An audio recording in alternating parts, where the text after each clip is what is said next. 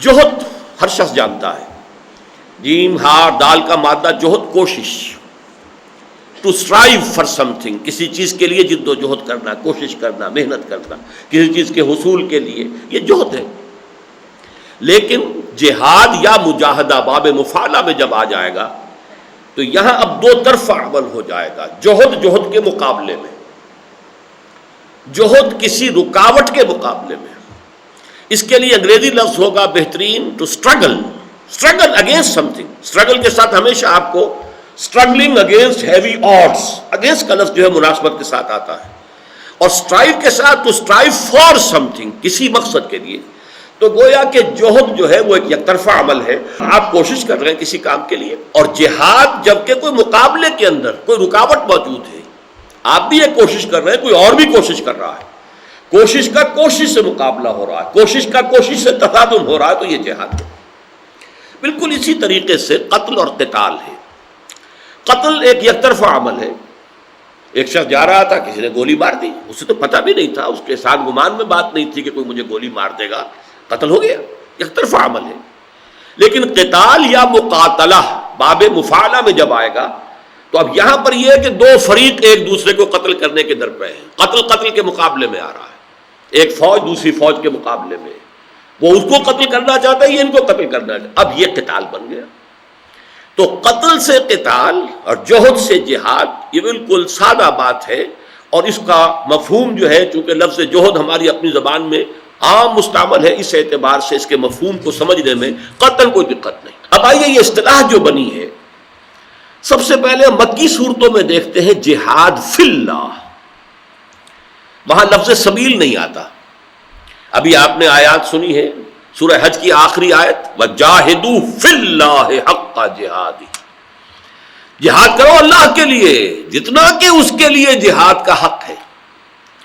اسی طریقے سے سورہ عنکبوت کی آخری آیت ہے، وَالَّذِينَ جَاهَدُوا فِينَا لَنَهْدِيَنَّهُمْ سُبُلَنَا، جو لوگ ہمارے لیے جہاد کریں گے، محنت کریں گے، کوشش کریں گے، جد و جہد کریں گے، ہم ان کے لیے اپنے راستے کھولتے چلے جائیں گے، ان کو رہنمائی دیتے چلے جائیں گے۔ اس سے آگے بڑھ کر پھر مدنی صورتوں میں اس میں لفظ سبیل کا اضافہ ہوا، جہاد فی سبیل اللہ، اللہ کی راہ میں جہاد۔ وہ اللہ کی راہ سے کیا مراد ہے، یہ وہ بعد میں جب میں اس کی منازل کا تذکرہ کروں گا کہ اس کی منزلیں کون کون سی ہیں، مرحلے کون کون سے ہیں، تو پھر وہ خود بخود بات واضح ہوتی جائے گی۔ لیکن جہاد فی سبیل اللہ اب یہ ایک اصطلاح بنی، قتال فی سبیل اللہ اب یہ اصطلاح بنی۔ پھر اس میں ایک اضافہ ہوتا ہے، انسان جو جد و جہد بھی کرتا ہے، جو محنت کرتا ہے، جو جہاد کرتا ہے، اس میں دو چیزیں کھپتی ہیں، بے اموالکم و انفسکم، اپنے جو بھی بلانگنگز ہیں، جو بھی آپ کے وسائل و ذرائع ہیں، جو بھی اللہ نے آپ کو دولت دی ہے، پیسہ دیا، خرچ کیجیے اس کو اس مقصد کے لیے، اس کام کے لیے لگائیے، کھپائیے۔ اور جان، انسان جو صلاحیت دی ہے، جو توانائی دی ہے، جو آپ کو سمجھ دی ہے، جو شعور بخشا ہے، اگر ذہانت عطا کی ہے یا جسمانی صلاحیت دی ہے، اس کو اللہ کی راہ میں کھپائیے۔ تو بے اموالکم و انفسکم، یہ گویا کہ تیسرا اضافہ ہوا، جہاد فی سبیل اللہ بالاموال والانفس۔ اس کے علاوہ جو با کے تعدیے کے ساتھ قرآن مجید میں تو صرف ایک جگہ آیا ہے اور لفظ، اور وہ ہے جہاد بالقرآن، قرآن کے ذریعے سے جہاد۔ ہتھیار کون سا ہوگا، کس چیز کو استعمال کریں گے؟ چنانچہ سورۃ الفرقان میں جس کا آغاز ہی ہوا ہے، تبارک الذی نزل الفرقان علی عبدہ لیکون للعالمین نذیرا، اور اس سورہ مبارکہ کے تانا بانا جو ہے اس میں قرآن مجید سے متعلق مضامین بہت گویا کہ بنے ہوئے ہیں۔ اسی میں آیا ہے فلا تطع الکافرین وجاہدہم بہ جہادا کبیرا، اے نبی آپ ان کافروں کی باتیں نہ مانیے، اور آپ تو اس قرآن کے ذریعے سے ان کے خلاف جہاد جاری رکھیے، جہاد کبیر، پورے زور شور کے ساتھ جہاد کیجیے قرآن کے ذریعے سے۔ جہاد بالقرآن، اس موضوع پر میرا ایک کتابچہ بھی ہے، مفصل تقریر میں نے اس موضوع پر کبھی کی تھی۔ ویسے حدیث میں 3 اصطلاحات اور بھی آئی ہیں، جہاد بالقلب، کسی شے سے شدید نفرت، یہ بھی در حقیقت ایک جہاد ہے اس کے خلاف۔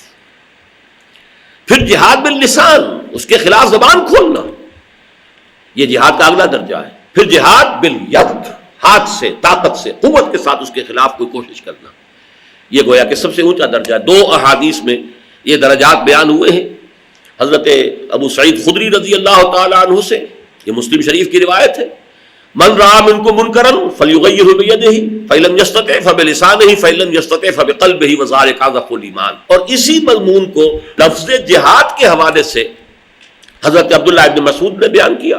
حضور نے فرمایا کہ مجھ سے پہلے اللہ نے کسی نبی کو اس کی امت کی طرف مبعوث نہیں کیا مگر یہ کہ کچھ نہ کچھ اس کے صحابی کچھ نہ کچھ حواری ہوتے تھے، لیکن بعد میں ایسے ناخلف لوگ آ جاتے تھے جو کہتے وہ تھے جو کرتے نہیں تھے، اور کرتے وہ تھے جس کا انہیں حکم نہیں ہوا۔ یفعلون ما لا یؤمرون ویقولون ما لا یفعلون فمن جاہدہم بیدہ فہو مومن۔ تو جو ایسے لوگوں کے خلاف جہاد کرے گا اپنے ہاتھ سے، طاقت سے، وہ مومن ہوگا۔ ومن جاہدہم بلسانہ فہو مومن، اور جو ایسے لوگوں کے خلاف جہاد کرے گا زبان سے، وہ مومن ہوگا۔ ومن جاہدہم بقلبہ فہو مومن، اور جو اپنے دل سے جہاد کرے گا یعنی شدید نفرت رکھے گا ان سے، وہ مومن ہوگا۔ وَلَيْسَ وَرَاءَ ذَلِكَ مِنَ الْإِيمَانِ حَبَّةُ خَرْدَلٍ، اس کے بعد تو ایمان رائی کے دانے کے برابر بھی نہیں ہے۔ اور یہ نوٹ کر لیجئے، یہ حدیث بھی مسلم شریف کی ہے۔ اس کے علاوہ یہ ہے کہ جو عام طور پر لفظ استعمال ہوتا ہے قتال کے لیے، تو جہاد بالسیف، تو جہاد بالقرآن، جہاد بالقلب، جہاد باللسان، جہاد بالید، جہاد بالسیف، یہ گویا کہ میں نے صرف آپ کے سامنے لغوی اور اصطلاحی جو مفہوم ہے جہاد فی سبیل اللہ کا وہ بیان کر دیا۔ فمحمدنا هو سيدنا فالعز لنا لإجابته الله